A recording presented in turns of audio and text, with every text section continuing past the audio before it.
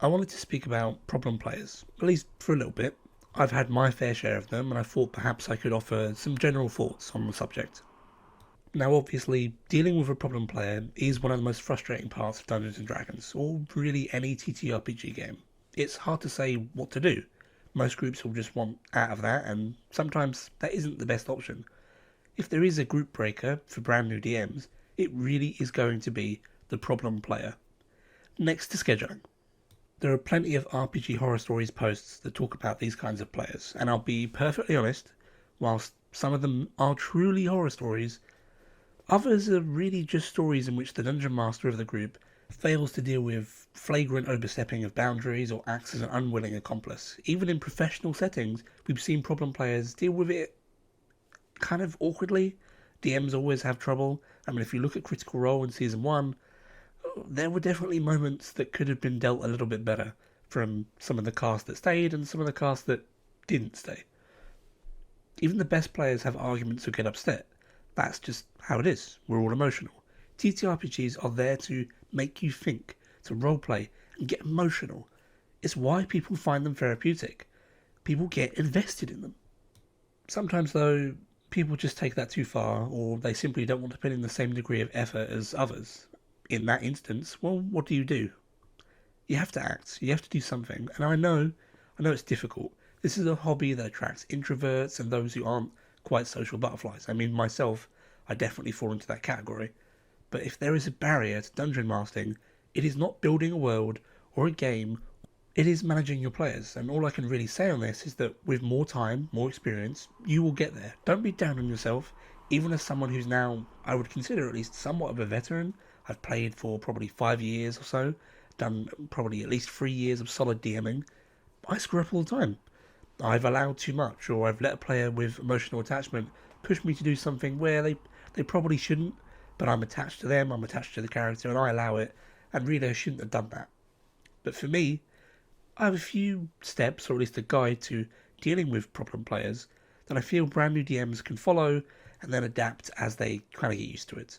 It should hopefully help you at least a little bit in how do I analyze a problem player, what steps do I take, and from there, where do we go?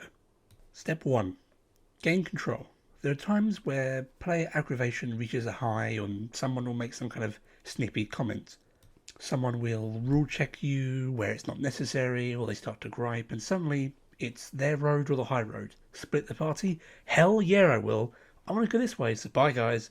I'm going. In moments like these, as a new DM, it's time to put your foot down. Apply penalties. I don't want to hear language like that. Mute them temporarily if you're using Discord, and they continue. Explain that you're prioritising the game, or we can talk about it later. A ruling went awry, or you don't really know how to do the ruling. You just say, I'm the DM, we're going to go over that ruling for now. We can discuss it later, or I can look it up later, but for now, to keep the game moving, let's do X. If your party is frustrated, find the best possible spot to bring the session to a prompt close and end there. Usually people need to cool off, and as a DM, you need to gauge what happened and try and give maybe a period of 5 to 10 minutes, I would say, after the incident, so that people can kind of cool down in the game and end on not that extremely dire note. Have a kind of memory of something a little bit better in the game and something to talk about after the session. If there has been an extreme breach of trust or something bad has happened, end the session immediately. Disperse the group and remove the player if necessary, referring straight to step 5 without any of the others. Step 2. Talk to everyone. If a player appears problematic or has been causing an issue, talk to the group. Separate them, gauge the situation. Just because the rogue stole the loot this time doesn't mean it's a big deal or that it's ever going to happen again. It could just be in-character drama, not an out-of-game issue. It's also something that helps if you're showing interest in these issues and may encourage players to be more open and forthright with problems in the future, even give you feedback for yourself. Remember that as the DM, you kind of lead by example, so if you aren't communicating, if you aren't saying your issues, then why would the players do that? They're going to do the same things that you do. If you are open, if you are forthright, if you say what is on your mind, the players should hopefully do the same thing and let you know before a problem becomes too big. Step 3. Determine the seriousness of the offence. If you, like me, are a fan of RPG horror stories on Reddit, you'll know that not all offenders are anywhere near the same as others. One problem player could have said something extremely inappropriate, whilst another simply caused a group argument. I've had players that said highly inappropriate things to me, players that yelled at me, but both were different, both were handled different, and it's important to determine how serious an issue is before you try and deal with it, and before you talk to too many people, or even talk to the actual problem player in step 4. So, for step 4, you're going to need to speak to the problem player. And I know it's not what anyone wants to hear, but sometimes you do need to talk to that person. You have to be an adult, you have to figure out what the issue is. Are they having a bad day? Is it something in their life? Or are they simply unawares that what they're doing is a problem? Are they falling victim to that infamous, it's what my character would do? It is important to bear in mind that you should speak to the problem player, but you should kind of consider what they're saying and then how much has it happened. You know, if you're speaking to someone who has been doing the same problems for a month now with no change, you've spoken to them, the party has spoken to them, maybe it's time to do something. Maybe you should kick them or reprimand them or do something to try and change their behaviour.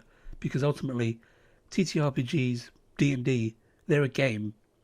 You should be trying to enjoy the game, not kind of managing all these people and having a hard time. It is a game, not a job. So we move on to step 5, kick or monitor. If you've determined the problem, and it's extreme, take action. No one wants to be a rules lawyer, but you are the head of the group. Players look to you to be taken care of, both in-game and out of game. It's kind of often believed that as a DM, you're playing against the other players. You win if they lose, but that is not the case. As a dungeon master, you win when your party is having fun, when they achieve something amazing, when they are invested, when they clap you on the back and say, wow, well done, I can't wait for the next session, what you did was amazing, or I cried, or God, I really love X character. If a player brings that into question and is making people miserable, you must act. Dungeons & Dragons is not a necessity, it's a privilege that you provide as people's dungeon master. You aren't there to be bullied or mistreated, you are providing them with hard work to collaboratively get together and have fun. There is the old adage on Reddit of no D&D is better than bad D&D, and this really kind of applies. Sometimes the problem player would have done something minor, and in that case, it's not necessary to kick them, but you might want to monitor the group's reaction to them in the future. Do people now distrust them? Do they act differently? Does the problem player seek to do similar actions again, or do they belittle it? How do they act to you when you speak to them? Keep an eye on things, don't let it get out of control.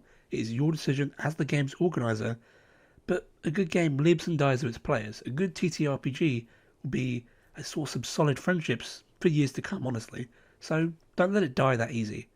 Now I will kind of add here, I guess you could say the step 6 or the step 0, which is an important caveat of maybe trying to deal with some of these problems before they come to a head. And that is with session 0. Session 0s get mentioned in the community a lot, but I don't really think that often they get explained as to what they do and what they can do. So you hear about them as chances to make characters together and get together as a group, but yes, there's a bit more to it though. These should be moments where you lay down what your game is. What are the goals? What do you want to do? What about them? Well, for me personally, I like to run games with politics featured in them, run kind of management systems, or be very story driven. A common quote from me is that I will tell players that they cannot outlevel emotional damage as a joke, oftentimes. But if I were a player, my perfect game would literally be me politicking my way into 2 rival kingdoms to get them to go to war, building up an army and a fortress and then striking them both, conquering the weakest and making my nation grow. But just because I like that, doesn't mean my players would like that. That might be truly all I needed, but my player might not ever want that. They might want more romance or mystery or something with less management, more of an open world, or maybe just a strict series of quests with pretty characters and interesting magic items. Session 0 is the chance to hear all of that, to understand what game you run, and for your players, what they want to run. The answer is always somewhere in the middle. It's also important that you should mention triggers, and I know that's kind of a loaded word to say, but, you know, some people can't deal with spiders, some people don't want to see racism, whether it's real life or orcs and humans, and that is perfectly valid. It's a game, remember? If people don't want to deal with traumas that they have in real life, they shouldn't have to deal with it in the game. But it is on the person to mention this beforehand, to make sure that people know. So you've just got to do something very simple. You say, I want to do a war with orcs and humans, and there might be some racial tension in that. Is that okay?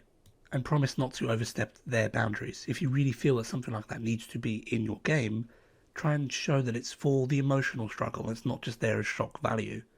A session 0 is about being upfront and showing your cards to make sure that no one wastes their time before the game even starts. If you truly want to succeed as a new DM, make full use of this occasion.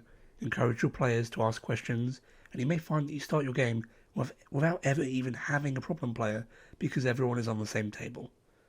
I hope that's helped at least. I hope that something I've said has given you some sort of advice or way of how to deal with this. I want to say thank you guys if you got this far, and as always, let me know if you have any thoughts on today's topic down below in the comments. I've been Caitlin, and this is my workshop, in which, if you like this, please consider subscribing. Hell, if you like it that much, maybe check out my Patreon down below, see what kinds of cool content I'm creating, and with that, I will see you guys in my next video.